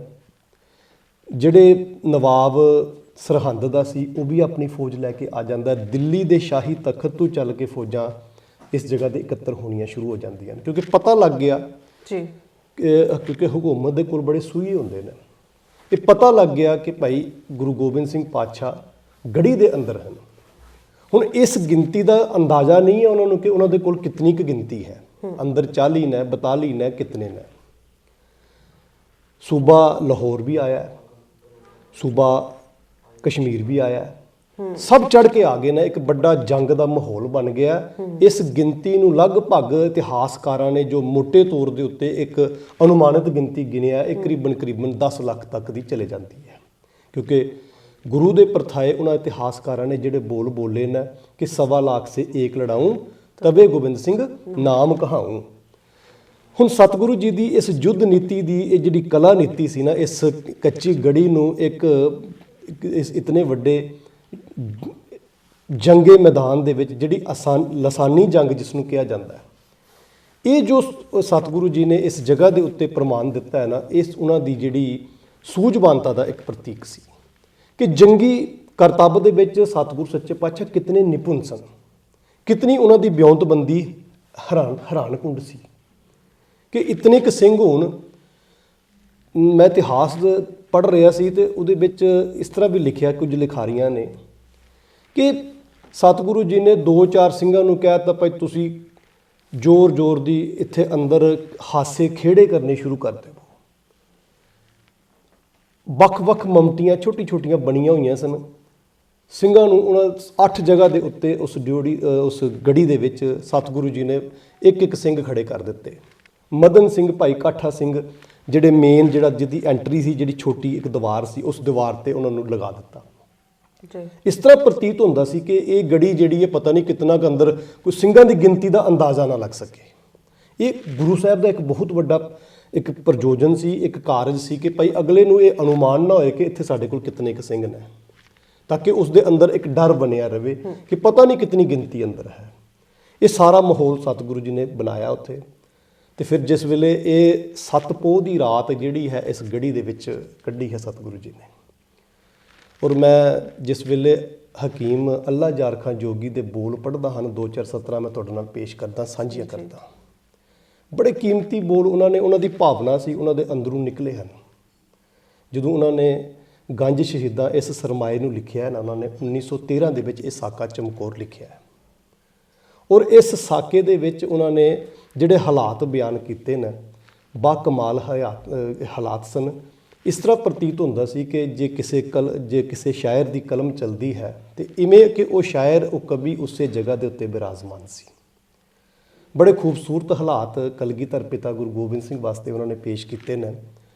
ਪਹਿਲਾਂ ਤੇ ਉਹਨਾਂ ਨੇ ਇਹ ਗੱਲ ਆਖੀ ਕਿ ਜਿਸ ਕਿੱਥੇ में हम कहते थे जाना जे वही है, कल लुट के है जिस जगह से जाना जे वही है, बच्चों को है जहाँ कटाना जे वही जगह है। सारा उन्होंने हालात दसे ਤੇ ਫਿਰ ਅੰਦਰ ਦੇ ਹਾਲਾਤ ਬੜੇ ਪਿਆਰ ਦੇ ਨਾਲ ਉਹਨਾਂ ਨੇ ਨਾ ਉੱਥੇ ਸਾਂਝੇ ਕੀਤੇ ਨੇ, ਜਿਹਦੇ ਵਿੱਚ ਉਹ ਕਹਿੰਦੇ ਨੇ ਕਿ ਦੇਖੋ ਹੁੰਦਾ ਕੀ ਹੈ, ਸਿੰਘਾਂ ਦੇ ਕੋਲ ਜਿਸ ਵੇਲੇ ਉਹਨਾਂ ਦੀ ਮੁੱਠ ਦੇ ਵਿੱਚ ਛੋਲੇ ਹੁੰਦੇ ਸੀ ਨਾ, ਤੇ ਸਿੰਘ ਕਹਿੰਦੇ ਸਨ ਬਦਾਮ ਹੈ। ਇਹ ਜਕਾਰੇ ਸਨ ਸਿੰਘਾਂ ਦੇ, ਚੜ੍ਹਦੀ ਕਲਾ ਦੇ ਪ੍ਰਤੀਕ ਸਿੰਘ ਹਮੇਸ਼ਾ ਹੀ ਵਰਤਦੇ ਆਏ ਨੇ। ਇਹਨਾਂ ਜਕਾਰਿਆਂ ਨੂੰ ਹਮੇਸ਼ਾ ਹੀ ਸਿੰਘਾਂ ਨੇ ਚੜ੍ਹਦੀ ਕਲਾ ਦੇ ਪ੍ਰਤੀਕ 'ਚ ਲਿੱਤਾ। ਉਸ ਗੱਲ ਨੂੰ ਮੱਦੇ ਨਜ਼ਰ ਰੱਖਦਿਆਂ ਹੋਇਆ ਹਕੀਮ ਅੱਲਾ ਯਾਰ ਖਾਂ ਜੋਗੀ ਕਹਿੰਦਾ, ਖੇਮੇ ਕੀਏ ਇਸਤਾਦੂ ਕਹੀਂ ਉੱਠ ਕੇ ਕਿਸੇ ਨੇ, ਕਿ ਜਿਹੜੇ ਗਿੱਲੇ ਕੱਪੜੇ ਕੋਈ ਦਸਤਾਰੇ ਜਿੰਨੇ ਵੀ ਸਨ ਉਹਨਾਂ ਨੇ ਆਪਣੇ ਖੋਲੇ ਤੇ ਖੇਮੇ ਬਣਾ ਦਿੱਤੇ। ਤੰਬੂ, ਖੇਮਾ ਹੁੰਦਾ ਤੰਬੂ ਟਾਈਪ, ਉਹ ਖੜੇ ਕਰ ਦਿੱਤੇ। ਤੇ ਫਿਰ ਉਹ ਲਿਖਦਾ, ਖੋਲੀ ਆਰਾਮ ਕੋ ਕਮਰ ਹਰ ਇੱਕ ਜਰੀ ਨੇ, ਜਿਹੜਾ ਜੰਗੇ ਮੈਦਾਨ ਦੇ ਵਿੱਚ ਆਇਆ ਸੀ ਨਾ ਲੜਨ ਦੇ ਲਈ, ਉਸਨੇ ਆਪਣੇ ਆਰਾਮ ਵਾਸਤੇ ਕਮਰ ਖੋਲ ਦਿੱਤੀ। ਤੇ ਬੜੇ ਖੂਬਸੂਰਤ ਲਿਖਿਆ ਉਹਨਾਂ ਨੇ, ਰਹਿਰਾਸ ਕਾ ਦੀਵਾਨ ਸਜਾਇਆ ਗੁਰੂ ਜੀ ਨੇ। ਤੇ ਮੈਂ ਹਵਾਲਾ ਦਿੱਤਾ ਸੀ ਪਹਿਲਾਂ ਵੀ, ਪਿਛਲੇ ਅਸੀਂ ਜਦੋਂ ਵਿਚਾਰ ਕਰ ਰਹੇ ਸੀ ਕਿ ਸਤਿਗੁਰੂ ਸੱਚੇ ਪਾਤਸ਼ਾਹ ਜੀ ਨੇ ਸਰਸਾ ਨਦੀ ਦੇ ਕੰਢੇ ਦੇ ਪਿੱਛੇ, ਜਦੋਂ ਕੰਢੇ ਪਰਿਵਾਰ ਜਿੱਥੇ ਵਿਛੋੜਾ ਹੋ ਜਾਂਦਾ, ਅੱਜ ਵੀ ਪਰਿਵਾਰ ਵਿਛੋੜਾ ਗੁਰਦੁਆਰਾ ਸਾਹਿਬ ਸਥਾਪਿਤ ਹਨ ਉੱਥੇ, ਤੇ ਸਤਿਗੁਰੂ ਸੱਚੇ ਪਾਤਸ਼ਾਹ ਜੀ ਨੇ ਉਸ ਜਗ੍ਹਾ ਦੇ ਉੱਤੇ ਵੀ ਜੋ ਅੰਮ੍ਰਿਤ ਵੇਲੇ ਦਾ ਆਸਾ ਦੀ ਵਾਰ ਦਾ ਕੀਰਤਨ ਤੇ ਨਿਤਨੇਮ ਦੇ ਦੀਵਾਨ ਸਤਿਗੁਰੂ ਜੀ ਨੇ ਸਜਾਏ ਸਨ। ਤੇ ਕਵੀ ਅੱਲਾ ਯਾਰ ਖਾਂ ਜੋਗੀ ਲਿਖਦਾ, ਬੜਾ ਹੈਰਾਨ ਹੁੰਨਾ ਮੈਂ ਪੜ੍ਹ ਕੇ ਕਿ ਇਤਨੇ ਨਾਜ਼ੁਕ ਹਾਲਾਤ ਬਣੇ ਹੋਣ ਤੇ ਗੁਰੂ ਸੰਦੇਸ਼ ਦੇ ਰਿਹਾ ਹੋਵੇ, ਇਹ ਸੁਨੇਹਾ ਦੇ ਰਿਹਾ ਹੋਏ ਗੁਰੂ ਕੇ ਸਿੱਖਾ, ਤੇਰਾ ਨਾਤਾ ਬਾਣੀ ਨਾਲ ਨਹੀਂ ਟੁੱਟਣਾ ਚਾਹੀਦਾ। ਤੇ ਬੜੇ ਕੀਮਤੀ ਲਫ਼ਜ਼ਾਂ ਵਿੱਚ ਲਿਖਿਆ ਉਹਨਾਂ ਨੇ, ਕਹਿਣ ਲੱਗੇ, ਰਹਿਰਾਸ ਕਾ ਦੀਵਾਨ ਸਜਾਇਆ ਗੁਰੂ ਜੀ ਨੇ, ਮਿਲ ਜੁਲ ਕਰ ਸਰੇ ਸ਼ਾਮ ਭਜਨ ਗਾਏ ਸਭੀ ਨੇ। ਸਾਰਿਆਂ ਨੇ ਮਿਲ ਜੁਲ ਕੇ ਉੱਥੇ ਭਜਨ ਗਾਏ ਨੇ, ਗੁਰੂ ਦੀ ਕੀਰਤੀ ਕੀਤੀ ਹੈ। ਤੇ ਫਿਰ ਉਹ ਲਿਖਦਾ ਅੱਗੇ, ਕਹਿੰਦਾ ਕਿ ਇਹ ਜਿਹੜੀ ਸ਼ਾਮ ਸੀ ਨਾ, ਇਹ ਸ਼ਾਮ ਵੀ ਸਿੰਘਾਂ ਵਾਸਤੇ ਬੜੀ ਭਿਆਨਕ ਸੀ, ਅੰਤ ਦੀ ਰਾਤ ਦੀ ਹੀ। ਕਹਿੰਦੇ, ਖਾਣਾ ਕਈ ਵਕਤ ਸੇ ਨਾ ਮੁਅੱਸਰ ਨਾ ਥਾ ਆਇਆ, ਖਾਣਾ ਕਈ ਵਕਤ ਸੇ ਮੁਅੱਸਰ ਨਾ ਥਾ ਆਇਆ, ਇਸ ਰਾਤ ਵੀ ਸਿੰਘੂ ਨੇ ਕੜਾਕਾ ਹੀ ਉਠਾਇਆ। ਇਹ ਰਾਤ ਜਿਹੜੀ ਕੱਢੀ ਨਾ ਸਿੰਘਾਂ ਨੇ ਭੁੱਖੇ, ਕੜਾਕਾ ਹੀ ਉਠਾਇਆ ਹੈ ਇੱਥੇ ਵੀ। ਤੇ ਸਤਿਗੁਰੂ ਸੱਚੇ ਪਾਤਸ਼ਾਹ ਜੀ ਦੀ ਜਦੋਂ ਇਹ ਵਿਚਾਰਾਂ ਕਵੀ ਅੱਲਾ ਯਾਰ ਖਾਂ ਜੋਗੀ ਲਿਖਦਾ ਨਾ, ਤੇ ਇਸ ਤਰ੍ਹਾਂ ਲੱਗਦਾ, ਮੈਂ ਬਾਰ-ਬਾਰ ਇਹ ਬੇਨਤੀ ਕਰਦਾ, ਬਾਰ-ਬਾਰ ਜ਼ਿਕਰ ਕਰਦਾ ਕਿ ਵਾਕਿਆ ਹੀ ਉਹ ਕਲਮ ਜਿਹੜੀ ਹੈ ਲਿਖਣ ਵਾਲੀ ਸੀ ਨਾ, ਜਿਹੜੀ ਕਲਮ ਇਹ ਗੱਲ ਕਹਿੰਦੀ ਸੀ, ਸਤਿਗੁਰੂ ਕੇ ਲਿਖੂੰ ਵਸਫ ਕਹਾਂ ਤਾਬੇ ਰਕਮ ਹੈ। ਇਸ ਦੇ ਅੰਦਰ ਤਾਕਤ ਨਹੀਂ ਹੈ ਮੇਰੀ ਕਲਮ ਦੇ ਵਿੱਚ, ਇਸ ਕਲਮ ਦੀ ਇਤਨੀ ਔਕਾਤ ਨਹੀਂ ਹੈ ਕਿ ਮੈਂ ਗੁਰੂ ਦੀਆਂ ਉਹਨਾਂ ਬਾਤਾਂ ਨੂੰ ਲਿਖ ਸਕਾਂ। ਤੇ ਸਤਿਗੁਰੂ ਸੱਚੇ ਪਾਤਸ਼ਾਹ ਦੇ ਪਰਥਾਏ ਫਿਰ ਉਹ ਅੱਗੇ ਲਿਖਦਾ ਹੈ ਕਿ ਹਾਲਾਤ ਲਿਖਦਾ, ਹਾਲਾਤੇ ਚਮਕੌਰ ਹੈ ਨਾ, ਕੁਛ ਲੇਟ ਗਏ ਜੀ ਪੋਸ਼ ਵਿਛਾ ਕਰ, ਘੋੜਿਆਂ ਦੀਆਂ ਕਾਠੀਆਂ ਜਿਹੜੀਆਂ ਹੁੰਦੀਆਂ ਨਾ ਥੱਲੇ ਪਾਈਆਂ ਤੇ ਉਹ ਪਾ ਕੇ ਲੇਟ ਗਏ, ਥੱਕੇ ਹੋਏ ਸਿੰਘ ਸਨ, ਟੁੱਟੇ ਹੋਏ ਸਨ, ਠੰਡ ਦਾ ਮੌਸਮ ਸੀ। ਕੁਛ ਲੇਟ ਗਏ ਖਾਕ ਪੇ ਜੀ ਪੋਸ਼ ਵਿਛਾ ਕਰ, ਪਹਿਰਾ ਲਗੇ ਥੇ ਦੇਣੇ ਕਈ ਤਲਵਾਰ ਉਠਾ ਕਰ। ਕਈਆਂ ਨੇ ਤਲਵਾਰਾਂ ਚੁੱਕ ਲੀਆਂ ਤੇ ਪਹਿਰਾ ਲੱਗ ਪਏ ਦੇਣ ਕਿ ਕੋਈ ਭਾਈ ਇਸ ਗੜੀ ਦੇ ਉੱਤੇ ਨਾ ਆ ਪਹੁੰਚੇ, ਕਿਉਂਕਿ ਜੰਗ ਦੇ ਕੁਝ ਅਸੂਲ ਹੁੰਦੇ ਸਨ ਪਹਿਲਾਂ। ਅੱਜ ਦੀਆਂ ਜੰਗਾਂ ਜਿਹੜੀਆਂ ਨਾ, ਇਹ ਜੰਗਾਂ ਤੇ ਪਹਿਲੀਆਂ ਜੰਗਾਂ ਦੇ ਵਿੱਚ ਕੁਝ ਕਾਇਦੇ ਹੁੰਦੇ ਸਨ, ਕੁਝ ਕਾਨੂੰਨ ਹੁੰਦੇ ਸਨ। ਪੋਹ ਫੁਟਾਲੇ ਦੇ ਨਾਲ ਜਿਸ ਵੇਲੇ ਸੂਰਜ ਦੀ ਕਿਰਨਾਂ ਬਾਹਰ ਆਉਂਦੀਆਂ ਸਨ ਤੇ ਫਿਰ ਜੰਗ ਸ਼ੁਰੂ ਹੁੰਦੀ ਸੀ, ਤੇ ਜਿਸ ਵੇਲੇ ਸੂਰਜ ਜਦੋਂ ਗਰੂਬ ਹੋ ਜਾਂਦਾ ਸੀ ਅਸਤ ਹੋ ਜਾਂਦਾ ਸੀ, ਜੰਗਾਂ ਬੰਦ ਹੋ ਜਾਂਦੀਆਂ ਸਨ, ਇੱਕ ਮਾਇਨੇ ਹੁੰਦੇ ਸਨ। ਜੀ ਤੇ ਜਿਸ ਵੇਲੇ ਰਾਤ ਦਾ ਇਹ ਹਨੇਰੇ ਦੇ ਵਿੱਚ ਉਹਨਾਂ ਨੇ ਉੱਥੇ ਪਹਿਰੇ ਦੇਣੇ ਸ਼ੁਰੂ ਕਰ ਦਿੱਤੇ, ਤੇ ਫਿਰ ਲਿਖਦੇ ਨੇ ਬੜੇ ਪਿਆਰ ਦੇ ਨਾਲ ਅੱਲਾ ਯਾਰ ਖਾਂ ਜੋਗੀ, ਗੋਬਿੰਦ ਵੀ ਸ਼ੱਬਾਸ ਹੋਏ ਖੇਮੇ ਮੇ ਜਾ ਕਰ। ਕਹਿੰਦੇ ਗੋਬਿੰਦ ਸਿੰਘ ਪਾਤਸ਼ਾਹ ਉਸ ਖੇਮੇ 'ਚ ਗਏ ਨੇ ਤੇ ਸ਼ੱਬਾਸ ਉੱਥੇ ਜਾ ਕੇ ਬੜੇ ਪਿਆਰ ਦੇ ਨਾਲ ਬੈਠੇ ਨੇ। ਕਹਿੰਦੇ ਜਦੋਂ ਮੈਂ ਦੇਖਿਆ ਤੇ ਕੀ ਹੋਇਆ, ਦੇਖਾ ਤੋਂ ਬੈਠੇ ਹੈ ਵਹੀਂ ਗਰਦਨ ਝੁਕਾ ਕਰ। ਉੱਥੇ ਸਿਰ ਝੁਕਾ ਕੇ ਗੁਰੂ ਗੋਬਿੰਦ ਸਿੰਘ ਪਾਤਸ਼ਾਹ ਬੈਠੇ ਹੋਏ ਸਨ। ਵਾਹ ਗੁਰੂ ਹੈ ਮੂੰਹ ਸੇ ਨਿਕਲਦਾ, ਮੂੰਹ ਦੇ ਵਿੱਚੋਂ ਵਾਹ ਗੁਰੂ ਨਿਕਲ ਰਿਹਾ ਸੀ। ਹੈ ਤੂੰ ਹੀ ਤੂੰ ਹੈ ਮੂੰਹ ਸੇ ਨਿਕਲਦਾ। ਇਹ ਮੂੰਹ ਦੇ ਵਿੱਚੋਂ ਅਲਾਪ ਨਿਕਲ ਰਿਹਾ ਸੀ ਸਤਿਗੁਰ ਸੱਚੇ ਪਾਤਸ਼ਾਹ ਜੀ ਦਾ, ਕਿ ਉਸ ਰੱਬ ਨੂੰ ਯਾਦ ਕਰ ਰਹੇ ਸਨ। ਫਿਰ ਦੇਖਿਓ ਅੱਗੇ ਥੋੜੇ ਜਿਹੇ ਹਾਲਾਤ ਹੋਰ ਲਿਖਦੇ ਨਾ, ਉਹ ਕਹਿਣ ਲੱਗੇ ਅੱਲਾ ਜ਼ਾਰ ਖਾਂ ਜੋਗੀ, ਜਬ 1.5 घड़ी ਰਾਤ ਗਈ ਜ਼ਿਕਰੇ ਖੁਦਾ ਮੇ। ਜਦੋਂ ਰਾਤ 1.5 घड़ी ਰਾਤ ਲੰਘ ਗਈ ਨਾ ਖੁਦਾ ਪਰਮਾਤਮਾ ਪਰਮੇਸ਼ਵਰ ਦੇ, ਤੇ ਖੇਮੇ ਸੇ ਨਿਕਲ ਆਏ ਸਰਕਾਰ ਹਵਾ ਮੇ। ਕਹਿੰਦੇ ਕਿ ਉਸ ਖੇਮੇ ਦੇ ਵਿੱਚੋਂ ਕਲਗੀਧਰ ਪਿਤਾ ਗੁਰੂ ਗੋਬਿੰਦ ਸਿੰਘ ਪਾਤਸ਼ਾਹ ਬਾਹਰ ਨਿਕਲ ਆਏ ਨੇ। ਤੇ ਫਿਰ ਕੀ ਹੋਇਆ, ਕਦਮੋਂ ਸੇ ਟਹਿਲਤੇ ਥੇ ਮਗਰ ਦਿਲ ਥਾ ਦੁਆ ਮੇ। ਕਦਮਾਂ ਦੇ ਨਾਲ ਤੇ ਟਹਿਲਦੇ ਪਏ ਸਨ ਉੱਥੇ। ਇਹ ਹਾਲਾਤ ਚਮਕੌਰ ਦੇ ਹਨ। ਕਦਮੋਂ ਸੇ ਟਹਿਲਤੇ ਥੇ ਮਗਰ ਦਿਲ ਥਾ ਦੁਆ ਮੇ, ਬੋਲੇ ਐ ਖੁਦਾਵੰਦ ਹੂੰ ਖੁਸ਼ ਤੇਰੀ ਰਜ਼ਾ ਮੇ। ਕਹਿੰਦੇ ਮੈਂ ਖੁਸ਼ ਹਾਂ ਤੇਰੀ ਰਜ਼ਾ ਵਿੱਚ, ਜਿੱਥੇ ਜਿਸ ਹਾਲਾਤ ਦੇ ਵਿੱਚ ਮੈਨੂੰ ਤੁਸੀਂ ਰੱਖਿਆ ਨਾ, ਤੇਰਾ ਕੀਆ ਮਿੱਠਾ ਲਾਗੇ। ਪੂਰਨੇ ਪਾ ਕੇ ਗਏ ਸਨ ਪੰਚਮ ਜੋਤ ਧੰਨ ਗੁਰੂ ਨਾਨਕ ਸਾਹਿਬ ਜੀ ਮਹਾਰਾਜ ਜੀ ਦੀ, ਗੁਰੂ ਅਰਜਨ ਸਾਹਿਬ ਜੀ ਮਹਾਰਾਜ। ਉਹਨਾਂ ਪੂਰਨਿਆਂ ਤੇ ਚਲਦਿਆਂ ਹੋਇਆਂ ਕਲਗੀਧਰ ਪਾਤਸ਼ਾਹ ਗੁਰੂ ਗੋਬਿੰਦ ਸਿੰਘ ਪਾਤਸ਼ਾਹ ਕਹਿੰਦੇ ਨੇ, ਬੋਲੇ ਐ ਖੁਦਾਵੰਦ ਹੂੰ ਖੁਸ਼ ਤੇਰੀ ਰਜ਼ਾ ਮੇ, ਮੈਂ ਤੇਰੀ ਰਜ਼ਾ ਵਿੱਚ ਖੁਸ਼ ਹਾਂ। ਤੇ ਫਿਰ ਕਵੀ ਬੜਾ ਹੈਰਾਨ ਹੋ ਕੇ ਲਿਖਦਾ, ਉਹ ਕਹਿੰਦਾ ਕਰਤਾਰ ਸੇ ਕਹਤੇ ਥੇ ਗੋਆ ਰੂਬਰੂ ਹੋ ਕਰ। ਜਿਸ ਤਰ੍ਹਾਂ ਰੱਬ ਨੂੰ ਰੂਬਰੂ ਹੋ ਕੇ ਕਹਿੰਦੇ ਨਾ, ਕੱਲ ਜਾਊਂਗਾ ਚਮਕੌਰ ਸੇ ਮੈਂ ਸੁਰਖਰੂ ਹੋ ਕਰ। ਕੱਲ ਤੇ ਮੈਂ ਚਮਕੌਰ ਦੇ ਵਿੱਚੋਂ ਸੁਰਖਰੂ ਹੋ ਕੇ ਜਾਣਾ। ਇਹ ਹਾਲਾਤ ਦੱਸੇ ਤੇ ਫਿਰ ਅੱਗੇ ਲਿਖਦੇ ਨਾ, ਉਹ ਬੜੇ ਪਿਆਰੇ ਲਫ਼ਜ਼ ਲਿਖਦੇ ਨੇ। ਕਹਿੰਦੇ ਨੇ ਕਲਗੀਧਰ ਪਿਤਾ ਇੱਕ ਸਿੰਘ ਨੂੰ ਦੇਖਣਾ ਸ਼ੁਰੂ ਕੀਤਾ, ਜਿਹੜੇ ਸੁੱਤੇ ਹੋਏ ਸੀ ਨਾ, ਥੱਕੇ ਟੁੱਟੇ, ਕਈ ਦਿਨਾਂ ਦੀ ਕਈ ਮਹੀਨਿਆਂ ਦੀਆਂ ਥਕਾਨਾਂ, ਕੋਈ ਲੰਗਰ ਨਹੀਂ, ਕੋਈ ਕੱਪੜੇ ਨਹੀਂ, ਤੇ ਕਹਿੰਦੇ ਕਿ ਟੁੱਟੇ ਸਾਰੇ ਪਏ ਹੋਏ ਸਨ। ਤੇ ਉਹਨਾਂ ਨੂੰ ਇੱਕ ਨੂੰ ਵੇਖਦੇ ਨੇ ਕਲਗੀਧਰ ਪਿਤਾ ਗੁਰੂ ਗੋਬਿੰਦ ਸਿੰਘ ਜੀ, ਤੇ ਕੀ ਕਰਦੇ ਨੇ, ਸਾਫੇ ਕਵੀ ਸਿੰਘੂ ਕੇ ਉਠਾਤੇ ਸੇ ਜ਼ਮੀਨ ਸੇ। ਜਿਹੜੇ ਡਿੱਗੇ ਹੋਏ ਸੀ ਨਾ, ਬੰਦਾ ਜੋ ਸੌਂਦਾ ਨਾ ਥਕਾਨ ਦੇ ਵਿੱਚ। ਤੇ ਸੰਗਤ ਜੀ ਦੇਖਿਓ ਕਦੇ ਤੁਸੀਂ, ਜਦੋਂ ਅਸੀਂ ਥੱਕ ਕੇ ਸੌਂਦੇ ਆ ਨਾ, ਤੇ ਫਿਰ ਭਾਵੇਂ ਸਾਡੇ ਕੋਲ ਬਿਸਤਰਾ ਨਾ ਵੀ ਵਧੀਆ ਹੋਵੇ ਨਾ, ਅਸੀਂ ਤਾਂ ਵੀ ਉਹਦੇ 'ਚ ਸੋ ਜਾਂਦੇ ਆ, ਨੀਂਦ ਵਧੀਆ ਆ ਜਾਂਦੀ ਹੈ ਨਾ। ਤੇ ਇੱਥੇ ਹੀ ਗੁਰੂ ਗੋਬਿੰਦ ਸਿੰਘ ਪਾਤਸ਼ਾਹ ਦੇਖਦੇ ਨੇ ਕਿ ਪਏ ਹੋਏ ਨੇ ਸਾਰੇ ਸਿੰਘ, ਸਾਫੇ ਕਵੀ ਸਿੰਘੂ ਕੇ ਉਠਾਤੇ ਥੇ ਜ਼ਮੀਨ ਸੇ। ਕਿਸੇ ਦੇ ਸਾਫੇ ਡਿੱਗੇ ਹੋਏ ਸਨ, ਉਹ ਚੁੱਕ ਕੇ ਤੇ ਸਤਿਗੁਰ ਸੱਚੇ ਪਾਤਸ਼ਾਹ ਨਾਲ ਰੱਖਦੇ ਨੇ। ਕੇਸ ਉਸਕੇ ਜੋ ਜਾੜੇ ਲੀ ਖਾਕ ਉਸਕੀ ਜਵੀ ਸੇ। ਕਿਸੇ ਦੇ ਕੇਸ ਝਾੜਦੇ ਨੇ ਤੇ ਕਿਸੇ ਦੇ ਮੱਥੇ ਨੂੰ ਚੁੰਮ ਕੇ ਸਤਿਗੁਰ ਸੱਚੇ ਪਾਤਸ਼ਾਹ ਉਸ ਨੂੰ ਪਿਆਰ ਕਰਦੇ ਨੇ। ਸਰ ਠੀਕ ਕੀਏ ਸਰਕੇ ਹੋਏ ਵਾਲਿਸ਼ ਜੀ ਸੇ। ਕਿਸੇ ਦਾ ਸਿਰ ਇੱਧਰ ਗਿਆ ਸੀ, ਉਹਨੂੰ ਵੀ ਚੁੱਕ ਕੇ ਸਿੱਧਾ ਜਿਸ ਸਰਾਣੇ ਤੇ ਮਾਂ ਰੱਖਦੀ ਨਾ ਆਪਣੇ ਪੁੱਤ ਦਾ। ਕਲਗੀਧਰ ਪਾਤਸ਼ਾਹ ਇਸ ਤਰ੍ਹਾਂ ਪਿਆਰ ਕਰ ਰਹੇ ਨੇ ਆਪਣੇ ਸਿੰਘਾਂ ਦੇ ਨਾਲ। ਤਰਤੀਬ ਦੀ ਹਰ ਚੀਜ਼ ਕੋ ਲਾ ਕੇ ਕहीं ਸੇ। ਹਰ ਇੱਕ ਚੀਜ਼ ਨੂੰ ਤਰਤੀਬ ਦਿੰਦੀ ਹੈ। ਜਿਸ ਤਰ੍ਹਾਂ ਘਰ ਦੇ ਵਿੱਚ ਮਾਂ ਆਪਣੇ ਬੱਚਿਆਂ ਦੀ, ਹਰ ਇੱਕ ਬੱਚੇ ਸਕੂਲ ਜਾਂਦੇ ਨੇ ਜਿਸ ਵੇਲੇ, ਤੇ ਬੜਾ ਖਿਲਾਰ ਪਾ ਕੇ ਜਾਂਦੇ ਨੇ। ਦੇਖਿਓ ਤੁਸੀਂ ਕਦੇ ਪ੍ਰੈਕਟੀਕਲ ਜ਼ਿੰਦਗੀ ਕੀ ਹੁੰਦੀ ਸਾਡੀ। ਬੱਚੇ ਛੋਟੇ ਹੁੰਦੇ ਨੇ ਤੇ ਸਭ ਕੁਝ ਛੁੱਟੀ ਜਾਂਦੇ ਨੇ ਆਪਣਾ, ਤੇ ਮਾਂ ਦੀ ਕੋਸ਼ਿਸ਼ ਹੁੰਦੀ ਹੈ ਕਿ ਬੱਚੇ ਨੂੰ ਮੈਂ ਸਕੂਲ ਦੀ ਬੱਸ ਚੜਾ ਦੇਵਾਂ, ਇਹਨੂੰ ਭੇਜ ਦੇਵਾਂ ਮੈਂ ਕਿਤੇ ਪੜ੍ਹਾਈ ਦੇ ਲਈ। ਤੇ ਬਾਅਦ ਵਿੱਚ ਕੀ ਹੁੰਦਾ, ਉਹ ਮਾਂ ਜਿਹੜੀ ਹੁੰਦੀ ਨਾ, ਉਹ ਆਪਣੇ ਘਰ ਦੇ ਇੱਕ ਸਮਾਨ ਨੂੰ ਇਤਨੇ ਸਿਦਕ ਤੇ ਇਤਨੇ ਪਿਆਰ ਦੇ ਨਾਲ ਸੰਭਾਲ ਕੇ ਰੱਖ ਰਹੀ ਹੁੰਦੀ ਹੈ ਕਿ ਉਸਨੂੰ ਇਹ ਨਹੀਂ ਮਹਿਸੂਸ ਹੁੰਦਾ ਕਿ ਮੈਂ ਕੋਈ ਕੰਮ ਕਰ ਰਹੀ ਹਾਂ। ਉਹ ਇੱਕ ਜ਼ਿੰਮੇਵਾਰੀ, ਇੱਕ ਪਿਆਰ ਦਾ ਅਹਿਸਾਸ ਕਰਦਿਆਂ ਹੋਇਆ ਕੰਮ ਕਰਦੀ ਹੈ। ਕਲਗੀਧਰ ਪਿਤਾ ਵੀ ਤੇ ਭਲਿਓ ਚਮਕੌਰ ਦੀ ਗੜੀ ਦੇ ਵਿੱਚ ਸਾਡੇ ਨਾਲ ਇਹੀ ਤੇ ਕਰ ਰਹੇ ਸਨ। ਬੜਾ ਹੈਰਾਨ ਹੋ ਕੇ ਲਿਖਦਾ ਅੱਲਾ ਯਾਰ ਖਾਂ ਜੋਗੀ, ਕਹਿੰਦਾ ਹਾਸ਼ਾ ਕਿਸੀ ਮੁਰਸ਼ਦ ਮੇ ਅਸਜਾਰ ਨਹੀਂ ਦੇਖਾ। ਕਹਿੰਦੇ ਕਿਸੇ ਮੁਰਸ਼ਦ ਦੇ ਅੰਦਰ ਮੈਂ ਇਹੋ ਜਿਹਾ ਖੁਦਾ ਦਾ ਰੂਪ ਨਹੀਂ ਦੇਖਿਆ। ਹਾਸ਼ਾ ਕਿਸੀ ਮੁਰਸ਼ਦ ਮੇ ਅਸਜਾਰ ਨਹੀਂ ਦੇਖਾ, ਜੇ ਪਿਆਰ ਕਿਸੀ ਪੀਰ ਮੇ ਜਿਨਹਾਰ ਨਹੀਂ ਦੇਖਾ।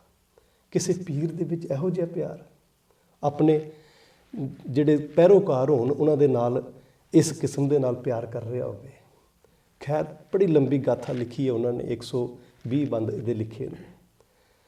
ਔਰ ਉਸ ਦੇ ਵਿੱਚ ਹੀ ਉਸਨੇ ਲਿਖਿਆ, ਇਨਸਾਫ ਕਰੇ ਜੀ ਮੈਂ ਜ਼ਮਾਨਾ ਤੋਂ ਯਕੀਨ ਹੈ, ਕਹਿ ਦੋ ਕਿ ਗੁਰੂ ਗੋਬਿੰਦ ਸਿੰਘ ਤੇਰਾ ਸਾਨੀ ਹੀ ਨਹੀਂ ਹੈ। ਕਲਗੀਧਰ ਪਿਤਾ ਤੇਰੇ ਵਰਗਾ, ਤੇਰੇ ਜੈਸਾ ਸਾਨੀ ਕੋਈ ਨਹੀਂ ਹੈ। ਮੈਂ ਗੱਲ ਥੋੜੀ ਨੇੜੇ ਰੱਖਾਂ ਕਿ ਸਤਿਗੁਰੂ ਸੱਚੇ ਪਾਤਸ਼ਾਹ ਕਲਗੀਧਰ ਪਿਤਾ ਗੁਰੂ ਗੋਬਿੰਦ ਸਿੰਘ ਪਾਤਸ਼ਾਹ ਨੇ ਉਹ ਰਾਤ ਕੱਢੀ ਹੈ। ਅੰਮ੍ਰਿਤ ਵੇਲੇ ਸਿੰਘ ਉੱਠੇ ਨੇ, ਫਿਰ ਨਿਤਨੇਮ ਸ਼ੁਰੂ ਹੋਇਆ ਤੇ ਜਦੋਂ ਨਿਤਨੇਮ ਸ਼ੁਰੂ ਹੋਣ ਤੋਂ ਬਾਅਦ ਅੱਜ ਫਿਰ ਇਹ 8 ਪੋਹ ਦਾ ਦਿਨ ਆ ਜਾਂਦਾ ਤੇ 8 ਪੋਹ ਦੀ ਇਸ ਦਿਨ ਨੂੰ ਇੱਕ ਜੰਗ ਸ਼ੁਰੂ ਹੋ ਜਾਂਦੀ ਹੈ। ਜੋ ਤੁਸੀਂ ਪਹਿਲਾਂ ਸਵਾਲ ਕੀਤਾ ਸੀ ਨਾ ਕਿ ਇਸ ਜੰਗ ਨੂੰ ਜਿਹੜੀ ਨੀਤੀ ਦਿੱਤੀ ਸੀ, ਪਹਿਲਾਂ ਤਾਂ ਇਸ ਗੜੀ ਨੂੰ ਸਤਿਗੁਰੂ ਜੀ ਨੇ ਇੱਕ ਐਸੀ ਕਿਲ੍ਹਾਬੰਦੀ ਕਰ ਦਿੱਤੀ ਕਿ ਇਸ ਗੜੀ ਦੇ ਅੰਦਰ ਕਿਸੇ ਦੀ ਅੰਦਰ ਆਉਣ ਦੀ ਹਿੰਮਤ ਨਹੀਂ ਪਈ ਸੀ, ਕਿਉਂਕਿ ਇਹਦੇ 'ਚ 2 ਕਾਰਨ ਮੈਂ ਤੁਹਾਡੇ ਨਾਲ ਸਾਂਝੇ ਕਰ ਦਿੰਦਾ। ਨਾਹਰ ਖਾਂ ਮਲੇਰਕੋਟਲੇ, ਨਵਾਬ ਮਲੇਰਕੋਟਲੇ ਦਾ ਭਰਾ ਸੀ ਔਰ ਬੜਾ ਤਾਕਤਵਰ ਇੱਕ ਜਰਨੈਲ ਸੀ, ਮੰਨਿਆ ਪਰਮੰਨਿਆ ਜਰਨੈਲ ਸੀ। ਉਸਨੇ ਦਾਅਵਾ ਕੀਤਾ ਸਭ ਤੋਂ ਪਹਿਲਾਂ, ਕਹਿੰਦਾ ਮੈਂ ਜਾਣਾ ਤੇ ਮੈਂ ਚਮਕੌਰ ਦੀ ਅੰਦਰ ਗੜੀ ਦੇ ਅੰਦਰ ਜਾਵਾਂਗਾ, ਉੱਥੋਂ ਮੈਂ ਗੁਰੂ ਗੋਬਿੰਦ ਸਿੰਘ ਪਾਤਸ਼ਾਹ ਨੂੰ ਫੜ ਕੇ ਲੈ ਆਉਣਾ। ਤੇ ਜਿਸ ਵੇਲੇ ਜੋ ਲਿਖਦੇ ਨੇ ਇਤਿਹਾਸਕਾਰ, ਉਹ ਅੱਗੇ ਆਇਆ ਤੇ ਇੱਕ ਪੌੜੀ ਲਾ ਕੇ ਤੇ ਉਸ ਗੜੀ ਦੀ ਦੀਵਾਰ ਨੂੰ ਚੜ੍ਹਨ ਲੱਗਾ ਤੇ ਕਲਗੀਧਰ ਪਿਤਾ ਗੁਰੂ ਗੋਬਿੰਦ ਸਿੰਘ ਪਾਤਸ਼ਾਹ ਨੇ ਇੱਕ ਤੀਰ ਜਿਹੜਾ ਉਸ ਨੂੰ ਬਖਸ਼ਿਆ। ਉਹ ਲੋਹੋ ਦੇ ਵਿੱਚ, ਭਾਵੇਂ ਉਸਨੇ ਸਾਰਾ ਲੋਹੇ ਵਿੱਚ ਮੜਿਆ ਹੋਇਆ ਸੀ ਨਾ, ਕਲਗੀਧਰ ਪਿਤਾ ਗੁਰੂ ਗੋਬਿੰਦ ਸਿੰਘ ਦੇ ਤੀਰ ਨੇ ਉਸ ਨੂੰ ਬਿੰਨ ਕੇ ਥੱਲੇ ਸੁੱਟ ਦਿੱਤਾ। ਫਿਰ ਉਸ ਤੋਂ ਬਾਅਦ ਕਿਸੇ ਦੀ ਹਿੰਮਤ ਨਹੀਂ ਹੋਈ ਕਿ ਉਸ ਚਮਕੌਰ ਦੀ ਗੜੀ ਦੇ ਕੋਲ ਆ ਸਕਣ। ਭਾਈ ਕਾਠਾ ਸਿੰਘ ਤੇ ਭਾਈ ਮਦਨ ਸਿੰਘ ਜਿਹੜੇ ਦਰਬਾਰੀਏ ਸਨ, ਜਿਹੜੇ ਦਰਬਾਰ ਦੇ ਜਿਹੜੇ ਮੇਨ ਮੁੱਖ ਦਰਬਾਰ ਤੇ ਖੜੇ ਸਨ, ਸਭ ਤੋਂ ਪਹਿਲੀ ਸ਼ਹਾਦਤ ਉਹਨਾਂ ਦੀ ਹੁੰਦੀ ਹੈ, ਜੋ ਇਤਿਹਾਸ ਦੇ ਪੰਨੇ ਲਿਖਦੇ ਨੇ। ਸਵੇਰ ਸ਼ੁਰੂ ਹੁੰਦੀ ਹੈ, ਜੰਗ ਸ਼ੁਰੂ ਹੋ ਜਾਂਦੀ ਹੈ। 5 ਸਿੰਘਾਂ ਦਾ ਜੱਥਾ ਬਣਾ ਕੇ ਸਤਿਗੁਰੂ ਸੱਚੇ ਪਾਤਸ਼ਾਹ ਭੇਜਦੇ ਨੇ ਮੈਦਾਨੇ ਜੰਗ ਦੇ ਅੰਦਰ। ਮਤਲਬ 5 ਸਿੰਘਾਂ ਦਾ ਜੱਥਾ ਬਣਾਉਂਦੇ ਨੇ। ਜੀ। ਸਭ ਤੋਂ ਪਹਿਲਾਂ ਕਿ ਜਿਵੇਂ ਆਪਾਂ ਕਹਿੰਦੇ 5 ਪਿਆਰੇ ਵੀ ਗੁਰੂ ਸਾਹਿਬ ਦੇ ਨਾਲ ਉਸ ਟਾਈਮ ਗੜੀ ਨਾਲ ਦੇ ਸਨ, ਅੰਦਰ ਬਿਲਕੁਲ, ਮੌਜੂਦ ਹਾਂਜੀ। ਸੀ। ਜੀ, ਜੀ, ਜੀ। ਕਿਉਂਕਿ ਅਸੀਂ ਅਕਸਰ ਦੇਖਦੇ ਆ ਨਾ ਕਿ ਜਦੋਂ ਜਿਹੜਾ ਅੱਜ ਦਾ ਜਿਹੜਾ ਸਾਡਾ ਯੁੱਗ ਚੱਲ ਰਿਹਾ, ਉਹਦੇ ਵਿੱਚ ਜੀ। ਅਗਲਾ ਕਹਿੰਦਾ ਕਿ ਜਿਹਦੇ ਕੋਲੇ ਪਾਵਰ ਹੈ, ਬੰਦਾ ਕਹਿੰਦਾ ਕਿ ਮੈਂ ਆਪਣਿਆਂ ਨੂੰ ਪਹਿਲਾਂ ਸਾਂਭ ਕੇ ਰੱਖਾਂ ਜੀ। ਔਰ ਦੂਜਿਆਂ ਨੂੰ ਪਹਿਲਾਂ ਮੈਂ ਮੂਹਰੇ ਕਰਾਂ। ਲੇਕਿਨ ਬਸ, ਗੁਰੂ ਸਾਹਿਬ ਦਾ ਜੋ ਸੀ, ਗੁਰੂ ਜੀ। ਸਾਹਿਬ ਦਾ ਜਿੰਨਾ ਅਸੀਂ ਦੇਖਿਆ, ਉਹਨਾਂ ਨੇ ਕਿਹਾ ਕਿ ਪਹਿਲਾਂ ਮੈਂ ਆਪਣਿਆਂ ਨੂੰ ਵਾਰਾਂ। ਬਿਲਕੁਲ, ਇੱਕ ਜੱਥੇ ਦਾ ਜਥੇਦਾਰ ਬਣਾਉਂਦੇ ਨੇ, ਜਿੱਥੇ ਭਾਈ ਮੋਹਕਮ ਸਿੰਘ ਨੂੰ ਭੇਜਦੇ ਨੇ, ਭਾਈ ਸਾਹਿਬ ਸਿੰਘ ਨੂੰ ਭੇਜਦੇ ਨੇ, ਨਾਲ 5 ਸਿੰਘ ਭੇਜ ਦਿੰਦੇ ਨੇ ਤੇ ਜਾ ਕੇ ਉਹ ਮੈਦਾਨੇ ਜੰਗ ਦੇ ਵਿੱਚ ਜੂਝਦਿਆਂ ਸ਼ਹਾਦਤਾਂ ਪ੍ਰਾਪਤ ਕਰ ਜਾਂਦੇ ਨੇ। ਚੱਲ ਪਿਆ ਸਿਲਸਿਲਾ ਇਹ ਵਾਲਾ। ਜਦੋਂ ਪਿਆਰੇ ਖਤਮ ਹੁੰਦੇ ਨੇ, ਪਿਆਰੇ ਸ਼ਹੀਦੀਆਂ ਪਾ ਜਾਂਦੇ ਨੇ, ਜਾਂ ਇਹਨਾਂ ਵਿੱਚੋਂ ਭਾਈ ਦਇਆ ਸਿੰਘ ਰਹਿ ਜਾਂਦੇ ਨੇ, ਭਾਈ ਧਰਮ ਸਿੰਘ ਰਹਿ ਜਾਂਦੇ ਨੇ ਜੀ, ਤੇ ਬਾਕੀ ਜਿਹੜੇ ਪਿਆਰੇ ਸਨ ਉਹ ਸ਼ਹਾਦਤਾਂ ਦੇ ਜਾਮ ਪੀ ਜਾਂਦੇ ਨੇ। ਹੁਣ ਥੋੜਾ ਇਤਿਹਾਸ ਨੂੰ ਯਾਦ ਕਰੀਏ ਤੇ ਸਤਿਗੁਰੂ ਸੱਚੇ ਪਾਤਸ਼ਾਹ ਨੇ ਜਿਸ ਵੇਲੇ ਪਿਆਰੇ ਚਲੇ ਜਾਂਦੇ ਨੇ, ਫਿਰ ਬਾਬਾ ਅਜੀਤ ਸਿੰਘ ਦੀ ਵਾਰੀ ਆਉਂਦੀ ਹੈ। ਜੀ। ਉਮਰ ਕੀ ਹੈ ਅਜੇ? 18-19 ਸਾਲ ਦੇ ਵਿੱਚ ਦੀ ਉਮਰ ਹੈ। ਪਰ ਜੰਗੇ ਮੈਦਾਨ ਦੇ ਵਿੱਚ ਜੂਝੇ ਹਨ ਪਹਿਲਾਂ ਵੀ ਬਾਬਾ ਅਜੀਤ ਸਿੰਘ ਜੀ। ਉਹਨਾਂ ਨੇ ਪਹਿਲਾਂ ਵੀ ਜੰਗਾਂ ਸਤਿਗੁਰੂ ਸੱਚੇ ਪਾਤਸ਼ਾਹ ਦੇ ਨਾਲ ਲੜੀਆਂ ਨੇ ਤੇ ਸਤਿਗੁਰੂ ਸੱਚੇ ਪਾਤਸ਼ਾਹ ਜੀ ਨੂੰ ਵਾਅਦਾ ਕਰਕੇ ਜਾਂਦਾ ਬਾਬਾ ਅਜੀਤ ਸਿੰਘ, ਕਹਿੰਦੇ ਕਿ ਨਾਮ ਕਾ ਅਜੀਤ ਹੂੰ, ਜੀਤਾ ਨਾ ਜਾਊਂਗਾ, ਜੀਤਾ ਗਿਆ ਤਾਂ ਹਾਰ ਗਿਆ ਤਾਂ ਜੀਤਾ ਵਾਪਸ ਨਾ ਆਊਂਗਾ। ਕਹਿੰਦੇ ਕਲਗੀਧਰ ਪਿਤਾ ਗੁਰੂ ਗੋਬਿੰਦ ਸਿੰਘ ਪਾਤਸ਼ਾਹ, ਜੇ ਹਾਰ ਜਾਵਾਂਗਾ ਨਾ ਤੇ ਜਿੰਦਾ ਵਾਪਸ ਨਹੀਂ ਤੁਹਾਡੇ ਕੋਲ ਆਵਾਂਗਾ। ਦਿਲਾਂ ਨੂੰ ਝੰਜੋੜ ਦੇਣ ਵਾਲੇ ਝੰਜੋੜਦਾ ਹੈ ਇਤਿਹਾਸ। ਕਿ ਔਰ ਇਤਿਹਾਸਕਾਰਾਂ ਨੇ ਲਿਖਿਆ ਕਿ ਜਿਸ ਵੇਲੇ ਬਾਬਾ ਅਜੀਤ ਸਿੰਘ ਘੋੜੇ ਤੋਂ ਡਿੱਗੇ ਨਾ, ਜਿਸ ਵੇਲੇ ਉਹਨਾਂ ਨੇ ਜੋ ਡਿੱਗੇ ਨੇ, ਜਦੋਂ ਉੱਥੇ ਤੇਗ ਵਾਹ ਰਹੇ ਸਨ ਬਾਬਾ ਅਜੀਤ ਸਿੰਘ, ਤੇ ਕਲਗੀਧਰ ਪਿਤਾ ਉਸ ਜਿਹੜਾ 2 ਮੰਜ਼ਿਲਾ ਕੋਠਾ ਸੀ ਨਾ, ਉਸ ਤੋਂ ਚੜ੍ਹ ਕੇ ਵੇਖ ਰਹੇ ਸਨ ਤੇ ਨਾਲ ਜੈਕਾਰੇ ਛੱਡ ਰਹੇ ਸਨ।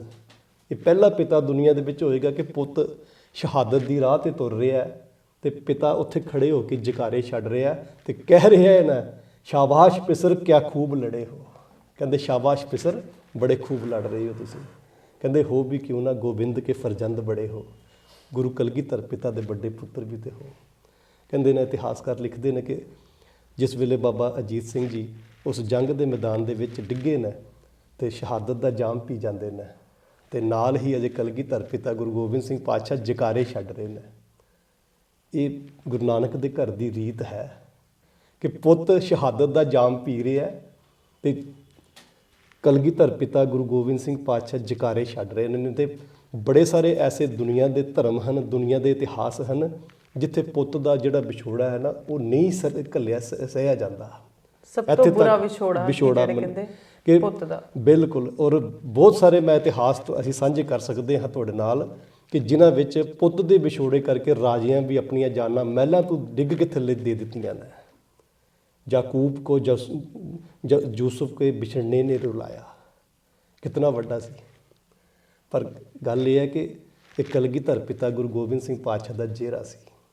ਇਹ ਉਸ ਜੇਰੇ ਦੇ ਮਾਲਕ ਸਨ, ਉਸ ਪੰਥ ਦੇ ਮਾਲਕ ਸਨ। ਖੈਰ ਮੈਂ ਥੋੜੀ ਇਤਿਹਾਸ ਨੂੰ ਅੱਗੇ ਲੈ ਕੇ ਚੱਲਾਂ ਕਿਉਂਕਿ ਰੁਕ ਜਾਈਦਾ ਜਦੋਂ ਇਹ ਬਾਤਾਂ ਆਉਂਦੀਆਂ ਹਨ, ਬਿਲਕੁਲ ਫਿਰ ਰੁਕ ਜਾਂਦਾ, ਸਮਾਂ ਵੀ ਰੁਕ ਜਾਂਦਾ, ਇਤਿਹਾਸ ਵੀ ਰੁਕ ਜਾਂਦਾ। ਇਸ ਤਰ੍ਹਾਂ ਲੱਗਦਾ, ਪ੍ਰਤੀਤ ਹੁੰਦਾ ਕਿ ਬਸ ਦੁਨੀਆ ਵਿੱਚ ਹੈ ਕੀ ਆ।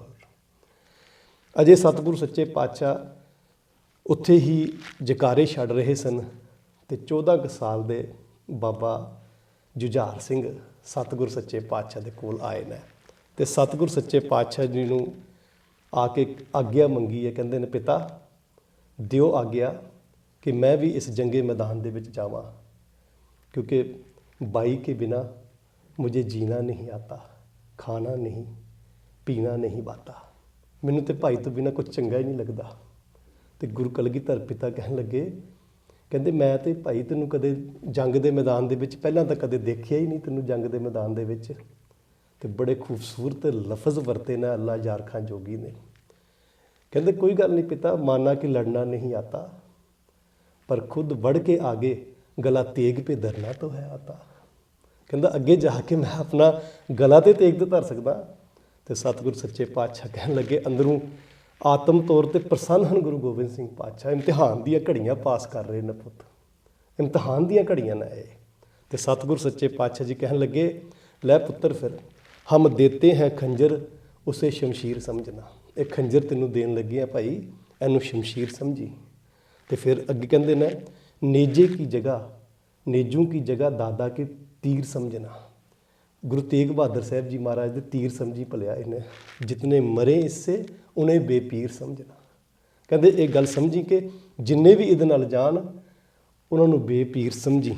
ਜ਼ਖਮ ਆਏ ਤੋਂ ਰੋਣਾ ਨਹੀਂ ਦਿਲਗੀਰ ਸਮਝਣਾ। ਜੇ ਜ਼ਖਮ ਕਦੇ ਆ ਜਾਏਗਾ ਨਾ ਤੇ ਰੋਈ ਨਾ ਭਲਿਆ, ਉਹਨਾਂ ਨੂੰ ਦਿਲਗੀਰ ਸਮਝਣਾ। ਜਬ ਤੀਰ ਕਲੇਜੇ ਮੇਂ ਲਗੇ ਸੀ ਨਹੀਂ ਕਰਨਾ। ਜਦੋਂ ਤੀਰ ਕਲੇਜੇ 'ਚ ਲੱਗੇਗਾ ਨਾ ਤੇਰੇ ਭਾਈ ਪੁੱਤ ਤੇ ਸੀ ਨਾ ਕਰੀ।